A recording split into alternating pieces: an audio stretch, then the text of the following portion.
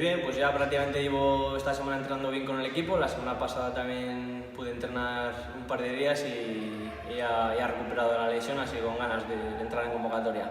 Es un recuerdo bonito por un lado porque es un campo donde pasé una temporada y voy a encontrarme con viejos amigos. Sí que la verdad es que tanto personal como colectivamente, sobre todo fue un año bastante malo, pero contento de volver en segunda B con el Langreo y con muchas ganas. Bien, yo creo que el equipo se está haciendo fuerte en casa, que es donde tiene que sacar los resultados.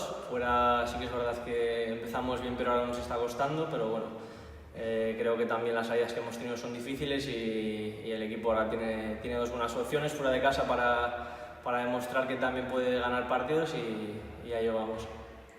La adaptación, bien, ya desde el primer día lo dije, que estoy como en casa, que la gente tanto del vestuario como del Langreo o también en Asturias en general me ha tratado muy bien, me ha acogido bien y la verdad es que estoy muy a gusto aquí y muy contento. Bueno, yo creo que más o menos nos apañamos los dos, la verdad es que le mete bien a la cocina y bueno, habrá que hacer un día una especie de concurso para comprobarlo.